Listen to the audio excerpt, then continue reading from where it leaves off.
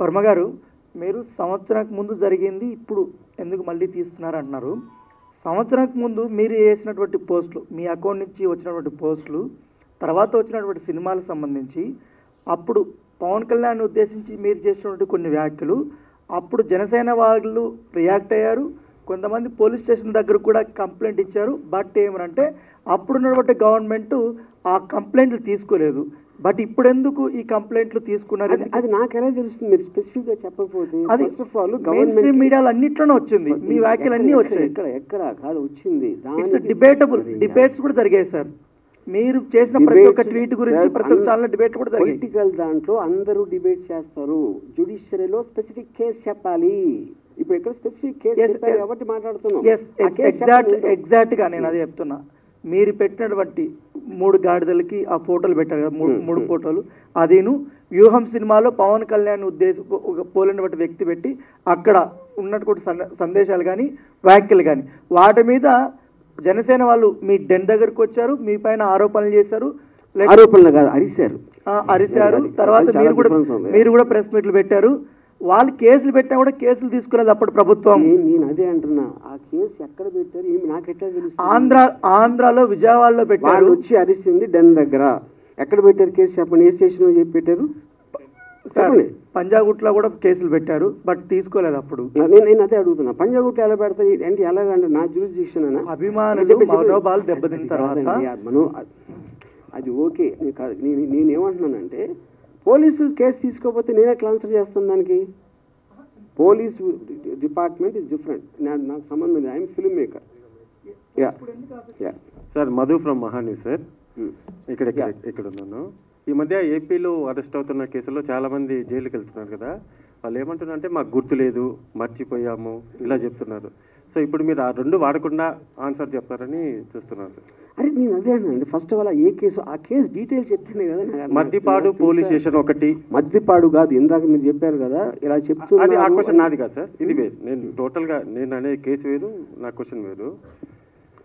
మద్దిపాడు పోలీసులు RGV den దగ్గరికి వచ్చిన తర్వాత 2 days మీరు కనిపించలేదు సార్. సినిమా షూటింగ్ 2 days అని ఎలా చెప్తున్నారు? మీరు కనిపించలేదు. వాళ్ళు ఉన్నది 2 గంటలు, ఇప్పుడే చెప్పా 3 సార్లు. 2 days బ్యాక్ వరకు కూడా మద్దిపాడు పోలీసులు హైదరాబాద్ లో ఉన్నారు సార్. అక్కడ మీరు చెప్పారా? నాకు సార్, నా దగ్గర ఉంది సార్, ప్రూఫ్ ఉంది. చూపించండి ఇప్పుడే. ఆయన పేరు నోట్ చేసుకోండి. నా పేరు మధు సార్, లో పనిచేస్తాను. మీరు పోలీస్ ఆఫీసర్ 2 రోజుల నుంచి మేము గాలిస్తున్నాం అన్న వీడియో మీరు చూపిస్తే కనుక సార్ నేను మీకు ₹1,00,000 ఇస్తాను ఇమీడియట్ గా. చూసుకోండి, రండి సార్. ఈ ప్రెస్ మీట్ అయిపోయిన తర్వాత మీకు ఆడియో వినిపిస్తాను సార్. ఆడియో ఎవడన్నా మాట్లాడు, నాకు పోలీస్ ఆఫీసర్ వీడియోలో చెప్పింది చూపించండి. ఆడియో లేదు మీకెందుకు మాట్లాడారు? ఇప్పుడు ఒకటి ఇవన్నీ అనవసరం సార్. నేను ఒకటే చెప్తున్నాను, సింపుల్ గా ఇది నాన్ సెన్స్ అనకండి సార్. ఎందుకంటే క్వశ్చన్ మేము అడగాలి, మీరు ఆన్సర్ చెప్పాలి. నాన్ సెన్స్ చెప్పట్లేదా? నేను చెప్పట్లేదు కాదు. మీరు ఇక్కడ కూర్చుని మీరు వాళ్ళు చెప్పారు 2 రోజులు ఉన్నారన్నారు. 2 రోజులు 2 రోజులు కాదు, 3 రోజులు సార్, 1 day వాట్ ఎవర్. నేను ప్రూఫ్ అడుగుతున్నా. అదే సార్ నేను అడిగింది. పోలీసులు చూపించకుండా ఊరికైనా మాట్లాడద్దు, అది నేను చెప్పేది. ఓకే, సినిమా షూటింగ్ అని చెప్పారు కదా సార్, సినిమా షూటింగ్కి వెళ్ళామని చెప్పారు. ఏ సినిమా సార్? ఏం సినిమా మీకు ఎందుకు చెప్పాలండి? ఇప్పుడు ఎందుకని పిలిచారు? కాదు అసలు నువ్వు పోలీస్ మీరు పిలిచారు కాబట్టి మేము వచ్చాం sir. I don't want to talk. మీ సమాధానం లేనప్పుడు ఇంక ఇలానే నేను చెప్పను. ఇప్పుడు ఒకటే నేను ఇందాక ఒక చాలా ఇంపార్టెంట్ పాయింట్ చెప్పాను. 2 people ఆర్ మోస్ట్ ఇంపార్టెంట్ ఇక్కడ. పోలీసులకి they have every right to ask. ఏం అడగాలి? ఎక్కడ ఉన్నాడు రామ్మోహన్? ఇక్కడ లేడు, షూటింగ్లో ఉన్నాడు. ఏ షూటింగ్ అని అడిగారా? అడగల. ఎక్కడ ఏ ప్రాంతంలో జరుగుతుంది అన్నారా? అడగల. అరెస్ట్ చేయడానికి వచ్చాము అన్నారా? అనలేదు. మేము గాలింపు పెడుతున్నాం అన్నారా? అనలేదు. ఈ 4 ఏదన్నా వాడు అన్నది చూపిస్తే అప్పుడప్పుడు మాట్లాడతాం. చేతగాని తను కానీ వాళ్ళు చెప్పలేదండి, అరెస్ట్ చేయడానికి వచ్చామని చెప్పలేదండి. చేతగాని అరే వాళ్ళు ఎందుకు వచ్చారో మీరు వాళ్ళని అడుగుతారా, నన్ను అడుగుతారా? అరే ఏం అట్లా కాదండి. సరే ఓకే, వదిలేసేయండి. మామూలుగా ఇన్ జనరల్ గా పోలీసులు అనేటువంటి వాళ్ళు మన ఇళ్ళ మీద కానీ ఎక్కడికైనా వచ్చినట్లయితే అది చాలా ప్రెస్టేజ్ క్వశ్చన్. ప్రతి ఒక్కళ్ళు కూడాను అవమానపడతారు, పోలీసులు వచ్చారు వాళ్ళ ఇంటికి అని. మీ ఆఫీస్ ముందు ఒక 4 గంటలు దాదాపు అవును. 2 గంటలో 4 గంటలో మీ ఇంటి ముందుకు వచ్చేసి వాళ్ళకి ఆఫీస్ ముందుకు వచ్చేసినప్పుడు మీరు ఎందుకు వచ్చారు, నా పరువు తీసే హక్కు మీకేముంది అనేటువంటిది మీరేమైనా చేశారా?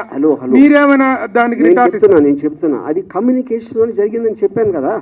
ఆల్రెడీ నాకు వాళ్ళు వచ్చి నోటీస్ ఇచ్చారు కదా, మా ఇద్దరి మధ్యన కమ్యూనికేషన్ ఉంది కదా. ఉన్న తర్వాత వాళ్ళు వచ్చారు, అప్పుడు నేను లేను.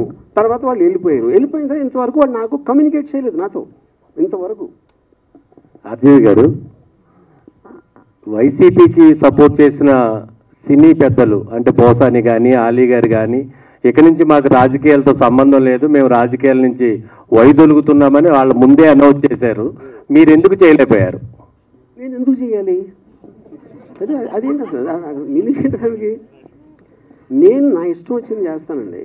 అది లా పరిధిలో లేనప్పుడు జ్యుడిషియరీ డెసిషన్ తీసుకుంటుంది, అది కరెక్టా కాదని. మధ్యలో ఎవరు చెప్పడానికి నేను చేయాలో చేయకూడదని. సార్ హర్జీ గారు, నేను వెంకట్ ఎన్టీవీ సార్. గతంలో మీరు సోషల్ మీడియాలో పోస్ట్ చేసిన అంటే కార్టూన్స్ వల్ల ఇప్పుడు ఈ వివాదం నడుస్తుంది కదా, మరి దాన్ని ఫుల్ స్టాప్ పెడతారా? మళ్ళీ అదే పవన్ కళ్యాణ్ చంద్రబాబు ఇలా వేస్తారు, మళ్ళీ వేస్తారా? నేను ప్రతిరోజు 5-6 పెడతా, ఇప్పుడు కూడా పెడతానే ఉన్నా. ఇప్పుడు చెప్పాను కదా, డొనాల్డ్ ట్రంప్ చెప్పాను కదా ఇందాక. అంటే నేను పొలిటికల్ నుంచి తప్పుకున్నాను అని 6 నెలల క్రితం వ్యూహం రిలీజ్కి ముందు చెప్పాను. ఆ రోజు నుంచి ఇంతవరకు నేను ఒక్క ట్వీట్ కూడా పెట్టలేదు. ఓకే.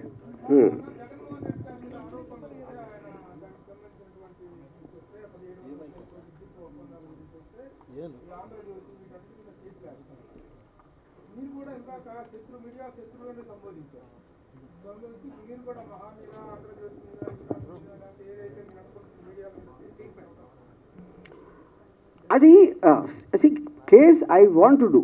దాన్ని అంటే నా కారణాలు వేరు ఉండొచ్చు, ఆ కారణాలు డీటెయిల్స్ నేను తర్వాత చెప్తాను. బికాజ్ దిస్ కమ్స్ ఏది ఏది ఏది ఏది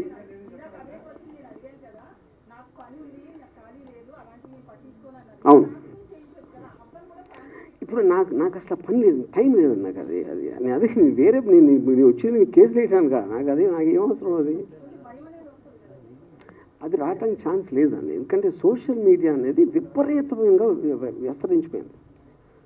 వేలు మీద ఎలా పెడతారు మీరు? అసలు ఎలా పాసిబుల్? అది ఎవ్వరు చేయలేకపోతున్నారు, చేయలేరు కూడా. వర్మ గారు, ఇక్కడ అంటే మీరు ఏది సీరియస్గా తీసుకోరు, సో అదే ఆ లైట్ తీసుకోవటం వల్లే మిమ్మల్ని కూడా మీడియా లైట్ తీసుకుని మీ మీద స్టోరీలు వెళ్ళిందని చెప్పేసి అనుకోవచ్చు మీరు? మీడియాకి ఒక పర్టికులర్ పర్సన్ మీద ఉంటుందని నేను అనుకున్నాను. వాళ్ళకి స్టోరీలు ఉన్న ఇంట్రెస్ట్ ఎంటర్టైన్మెంట్ చూస్తారు, కానీ ఎవరి మీద పర్టికులర్గా పర్సనల్గా తీసుకుంటారని నేను నమ్మను. ఈ ఉదాహరణకి సుశాంత్ సింగ్ రాజ్పూత్ అప్పుడు ఆల్మోస్ట్ రిపబ్లిక్లో అర్నబ్ గోస్వామి 1 year నడిపాడు క్యాంపెయిన్. తర్వాత ఒక్కరోజు సడన్గా ఆపేశారు. అది దానికి ఏం సొల్యూషన్ రాలేదు, ఏమి రాలేదు. అప్పుడు అమ్మాయి పేరు మర్చిపోయాను నేను, heroine Sushant Singh girlfriend, తన మీద ఇప్పుడు తన మీద కంటిన్యూస్గా తనే చేసింది అని జైలుకి ఇంకా అరెస్ట్ చేయలేదని నడిపారు కదా. అర్నబ్ గోస్వామికి అమ్మాయికి ఏం కానీ ఎప్పుడు కలిసి కూడా ఉండరు నాకు తెలిసి 100%. ఏదో ఆ టైంలో అనిపిస్తుంది మీడియాకి, అంటే ఒక వేవ్ లాగా వచ్చి వెళ్ళిపోతుంది. ఎవరు కూడా ఎవరిని పర్టికులర్గా పర్సిక్యూట్ చేస్తారని నేను అనుకోను.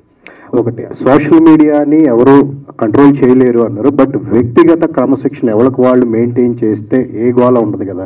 బట్ ఎంటర్టైన్మెంట్ వేలో మీరు ఏది పెడితే అది పెడితే ఇబ్బందులు వస్తాయి అని చెప్పి మీరు నమ్ముతారా? అసలు ఇప్పుడు ఇది ఎలా ఉంటుందంటే, పొద్దున్న లేచి బాగా చదువుకుని మంచి పనులు చేసుకుని మంచి పెళ్లి చేసుకుని పిల్లలు కానీ అని చెప్పినట్టు ఉంది. ఎవరి కాళ్ళు క్రమశిక్షణ అంటే వాళ్ళకి లేదు. లేనప్పుడు ఏం చేస్తారు కదా ప్రాబ్లం. ఇక్కడ ఉన్నోళ్ళు ఏంటి మనకేం అవసరం? ఇన్ కేస్ రాజీవి అరెస్ట్ అయ్యి జైల్లో ఉంటే జైల్లో ఎలా టైం స్పెండ్ చేస్తారు? అక్కడ విస్కీ ఉండదు, ట్వీట్ చేయడానికి ఫోన్ ఉండదు, వోడ్కా ఉండదు, అమ్మాయిలు ఉండరు. Good question. The point is మనకి సరే ఎవ్రీథింగ్ మనకు కావాల్సింది ఉండాలని జీవితంలో ఎప్పుడు జరగదు. నాకు అంబానీ అంత డబ్బు ఉందా? లేదు. నాకు ఎవడో అలాంటి కారు ఉందా? లేదు. నాకు మహా అందగతులైన అమ్మాయిలు ఒక భార్య ఉందా? లేదు. అప్పుడు మనకు ఉన్న దానితోనే మనం సరిపెట్టుకుంటాం ఎప్పుడైనా. అందులో సడన్గా ఒకవేళ కోవిడ్ వస్తుంది, దానికి సరిపెట్టుకోవాలి. ఇంకోటి ఏదో వస్తుంది, దానికి సరిపెట్టుకోవాలి. అలాగప్పుడు ఈ కేసు అన్న ఏదన్నా నాకు అలాంటి పరిస్థితి వస్తే నేను ఎప్పుడు అడాప్ట్ అవుతాను. నా లైఫ్లో నాకున్న నేచరు అడాప్ట్ అవుతాను. అప్పుడు నేను అక్కడ క్రిమినల్స్తో కలిసి నెక్స్ట్ 1 year సంబంధించి 4-5 కథలు రెడీ చేసుకుని వస్తాను.